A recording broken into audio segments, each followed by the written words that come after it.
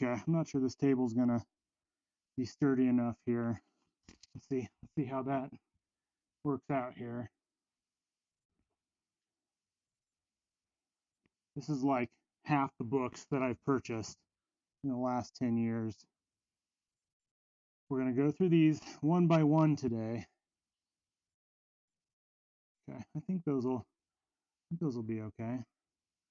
All right, so hi guys, so my name is Aaron, for those of you that don't know me. I've been a paramedic for about 12 years. I was actively practicing as an EMT and as a paramedic for about 10, and then I went part-time a couple years ago to go to PA school.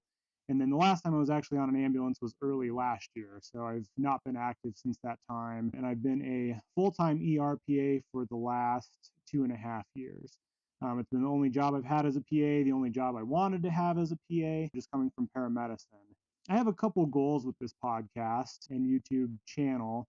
And the first one is to really further paramedic education. You know, I want to talk to who I was 5-10 years ago from my experience level to kind of better hone your paramedic and your EMT skills. And kind of from my perspective as an ER provider now, there's a lot of things I think that are beneficial for you guys to hear that you don't necessarily learn in all these books that they make you buy and you never end up really reading anyway. My second goal with the podcast is to help EMTs and paramedics that want to become mid-levels or PAs kind of make that decision. Our job is a lot different than it can appear from the outside.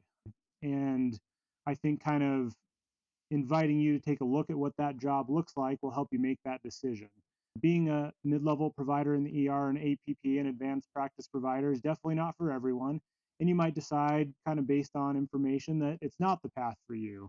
But I think it was the right path for me, and I really enjoy my job. And so I want to encourage EMTs and paramedics to take that leap if it's something that you're interested in. Sometimes it's a great career move for you because they really isolate the medical aspects of the job. So if you really enjoy the medicine of being a paramedic, advancing to being a PA is a great option because you really get isolated into just the medicine. You know, it does, have a higher level of stress because you're constantly making decisions and analyzing things and examining patients.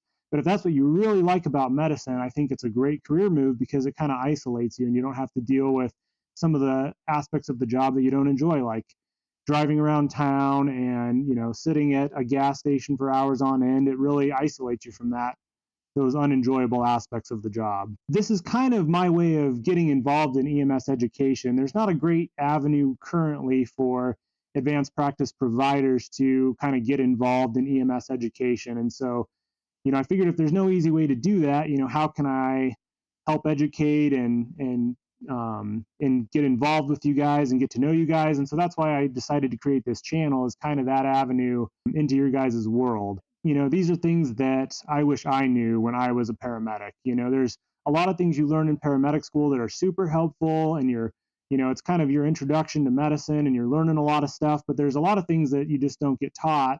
And they're things that, you learn from watching others. And these are kind of the things that I want to use to make your guys' lives easier that I wish somebody had taught me when I was a paramedic.